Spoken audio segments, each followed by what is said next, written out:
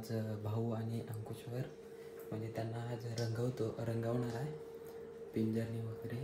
आणि आता वाजलेले आहेत 4:45. तर हे बघा. तर गाईज तुम्हाला दाखवतो ते झोपले.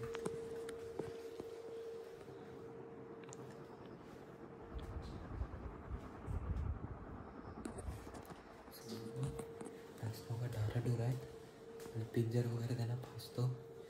गाईज पिंजर वगैरे घेतले.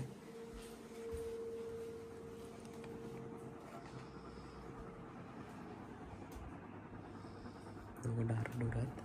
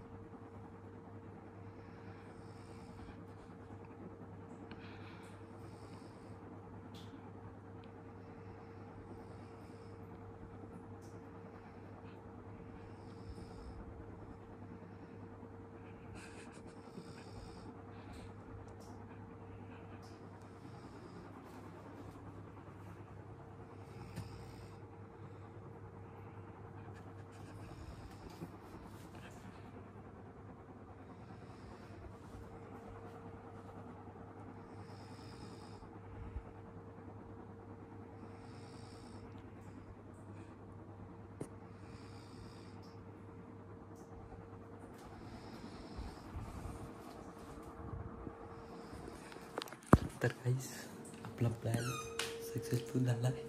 अंकुश एकदम गाढ झोपला. गाईस सकाळी उठून बघूया अंकुशची काय रिॲक्शन असेल. दोघं झोपलेत.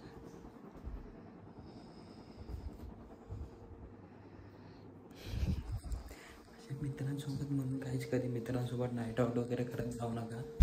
तर गाईज आता आम्ही गाडी भरायला आलो आहे. म्हणजे एक गाडी खाली करून आलो. हे बघा अवस्था. Guys this is struggle. आणि आता इथे एक बाईक भरायला आलो आहे. इथून जाणार आम्ही खेडात आणि खेडातून डायरेक्ट रत्नागिरीत. ही गाडी आहे ही टाकायची आता गाडीत आणि डायरेक्ट रत्नागिरीत. तर गाईज कपडे वगैरे घरात आलेलो. कपडे वगैरे चेंज केलेत आणि आपल्याला भेटले अंकुश. कारण अंकुश पण येतोय रत्नागिरीला. आणि हे कपडे ही माझी चड्डी. कारण गाईज ट्रॅक घातले पण चड्डी इज मोस्ट इम्पॉर्टंट. हे अंड्याचं टी शर्ट आणि चार्जर. आणि आता गाईज अंड्या तिकडे गाडी भरतोय. म्हणजे एकच बाईक आहे ती भरतोय. आणि आम्ही ही गाडी घेऊन म्हणजे अंकुशची गाडी घेऊन तिथं लावणार आहे आणि तिथून अंड्यासोबत जाणार आहे. आणि बघू कसं काय होतं आहे. अंकुश तुला रात्री असं काय म्हणजे वाटलं ना एकदम असं गारबीर काय? मला झोप होती डोळ्यावरती भरपूर. मग मी झोपलो. मला झोप जरी मला कुणी असं उचलून जरी बाहेर ठेवलं असं ना घराच्या बाहेर तरी मला समजलं नसतं. एवढं गाढ झोपलो होतो मी. पण तुला असं म्हणजे काय चावल बिवल अजिबात नाही लागली? अजिबात नाही. मग सकाळी उठून तुझी रिॲक्शन काय होती? अरे मी आता फोटोवरच बघितलं. जेव्हा सकाळी उठलो फोटोवर काय लिहिलेलं? #अंकुश. आणि नंतर मग आता ह्याच्यावर तर कसं दिसणार आपल्याला. सुरज बोलतो. सुरज म्हटलं सुरज हसतोय का? एकटाच असं होतं. म्हटलं काय आला अजून चेहऱ्यावर बघ. तेव्हा जाऊन आरशात बघितला. आणि हाताला बिताला लावलेलं ते? हाताला नव्हतं होतं. हाताला लावलेलं मी. काय होतं ते?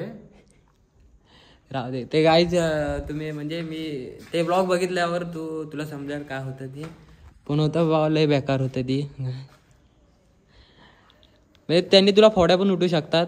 एवढा विषय घालत होतो ते ब्लॉग बघितल्यावर. बघा गाईज ब्लॉग शेवटपर्यंत बघा आणि तुम्हाला दाखवतो कसं काय होतं आहे. तुम्हाला रत्नागिरी पण म्हणजे मी जास्त रत्नागिरीत जात नाही. म्हणजे गेलो एकदा दोनदाच कारण घरचे घेऊन जात नाहीत. आज अंड्यासोबत जातोय. बघूया रस्ते वगैरे कसे आहेत. काय कसं मला US ला फिरायची सवय आहे ना म्हणून कसं अशा रत्नागिरी. तर बघू कसं काय. चला गाईज ब्लॉग बघू. तर गाईज अनिकेत आलाय गाडी वगैरे घेऊन. आणि अनिकेत तुला कसं वाटतं 2 सेलिब्रिटींना तू घेऊन जातोय? हा माझ्या वाटते. ट्रॅफिक मध्ये तुझी गाडी अडकली तरी सेलिब्रिटी 2 बसल्यामुळे तुझी गाडी लगेच सोडते आरामात. हा तुझाच फायदा आहे. आम्हा दोघांसोबत घेऊन जाणार. दुसऱ्या गाडीची चावी कुठं आहे? कुठल्या दुसऱ्या गाडीची? बॅगेत आहे. थांब बघू दे आता. तर गाईज तर गाईज सेलिब्रिटी असण्याचा फायदा काय तुम्हाला सांगू. आता सलमान खानने काल फोन केलेला भाऊ आहेस कुठं येऊन जा घरात. बोलो काय आता राहते शेवटी का आपण दाखवत नाही कधी का अंकुश. पण नंतर मी तोच नंबर मी चोरून मला वाटलं की भेंडी सलमान खानचा नंबर आहे. पण शेवटी सोहम रात्री झोपला आणि म्हणून मी सोहमच्या मोबाईलमध्ये हळूच लॉक उघडला आणि तो नंबर घेतला. तर सलमान खान तो आपला मागच्या दरवाजातला मागच्या वाडीतला हा भैया निघाला भंगारवाला. सलमान खान नाव सेव्ह केला म्हणजे भंगारवाल्याचे नाव तो सलमान खान शो करतो. तर गाईज हा जे करतो लाखेगिरी आहे गाईज, तर याच्यावरती विश्वास ठेवू नका. अंकुश आयटमचं नाव सांगू, लाखेगिरी आहे की नाही मग? मस्त खरं बोलतो. सलमान खान, कॅटरीना कैफ सगळे याच्या कॉन्टॅक्ट मध्ये उठणं बसलं त्याचं मोठे. कॅटरीना कैफ तर मला त्या कॅफेत भेटलेली परवा, बॉयफ्रेंड सोबत होती. राहू दे आता, काही मी भांडी फोडत नाही हो त्यांची, पण कसं जरा त्यांना पण 4 पैसे कमवायचे आहे. फिल्म इंडस्ट्रीमध्ये त्यांचं पण नाव आहे. परत आम्ही गेलो इंडस्ट्रीमध्ये, तर कसं आका मार्केट खाणार. अंकुशच्या तर जोगनी मला वाटत नाही वेंडी सलमान खान वगैरे राहतील, डायरेक्ट आत्महत्याच करतील, ते पण पत्र लिहून. काय अंकुश? पत्र बसले लिहितील मी आत्महत्या करत आहे, याच्याशी कोणाचं काही देणे घेणं नाही, मी स्वतःच्या मर्जीने आत्महत्या करतो आणि बिग बॉस मध्ये अंकुशला होस्टिंग द्यावी. तर काही हे फक्त सरड्याची धाव कुंभण्यापर्यंत असते ना, तेवढाच विषय आहे. बाकी तुम्ही काय लक्ष देऊ नका. मनोरंजन म्हणून बघा, सिरियसली काय घेऊ नका. आता कोण ह्याच्यातला व्हिडिओ बघणार तर सलमान खानचा रिलेटिव्ह असेल किंवा ओळखीचा असेल तर तुम्ही सोहमची व्हिडिओ तिकडे पाठवाल आणि फुकट खाली सोहमच्या व्हिडिओला व्ह्यूज वाढतील.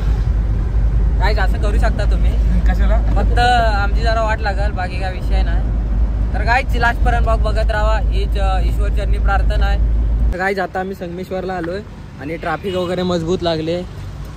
इकडे पाटी पण आहे, पुढं 1 किलोमीटर पर्यंत ट्रॅफिक वगैरे लागले. आणि काय इकडं आता पाऊस पडतोय, हिवाळ्याच्या पण दिवसात जो पाऊस पडतोय ते फक्त इंडियात शक्य आहे, बाकी कुठे नाही. टेक्नॉलॉजी आहे ही एक नवीन. तर काय आता आम्ही म्हणजे 5-6 वाजेपर्यंत आम्ही ह्याच्यात पोचूच आपलं रत्नागिरीत, तेव्हा तुम्हाला डायरेक्ट दाखवतो. म्हणजे जेणे रत्नागिरी वगैरे बघितले नाही त्यांना दाखवतो रत्नागिरी वगैरे काय विषय आहे. आणि हे बघा ओ गाइस, आपले रस्ते बघा रत्नागिरीचे एकदम टॉप लेवलचे आहेत. आपला खड्ड्यात रस्ता आहे की रस्त्यात खड्डा आहे तेच समजत नाही. ओ हे बघा पुढे सगळा असाच आहे. आणि ट्रॅफिक पण मजबूत होते, कारण रस्ता अजून झाला नाही, त्यामुळे ट्रॅफिक पण एकदम जाम आहे. आणि बघू याच्या पुढं जरासा खराब आहे, जो चांगला रस्ता तो दाखवू ना लोकांना. आपल्या कोकणचं आणि गाईज हा बघा, हा चांगला रस्ता स्टार्ट होतो. बघू कुठपर्यंत चांगला रस्ता स्टार्ट आहे आणि खराब आहे. म्हणजे रस्ता म्हणजे भरपूर वर्ष झाले रस्ता वगैरे नाही. आणि बघू रत्नागिरी म्हणजे आमचं कोकण भाषा आहे, पण रस्त्याने मार खाल्ल्यांमध्ये, म्हणून जरा गाईज आताच पोचलो रत्नागिरीत. आणि आपले हमाल अंड्या भाऊ गाडी खाली करतायत, सामान वगैरे खाली करतायत. आणि थोड्याच वेळात आम्ही मारुती मंदिराच्या इकडे वगैरे असं जाणार आहे. कुठे गेला चल उतरव. Guys, this is a very dangerous scene and एकदम लागेल बोल बोल. पण आला असा पलीकडे घेऊन यायची. 1 आणि 2 गाडी उतरवायचे आहेत. मला एकट्याला आता उतरावं लागते. येतं उतरव.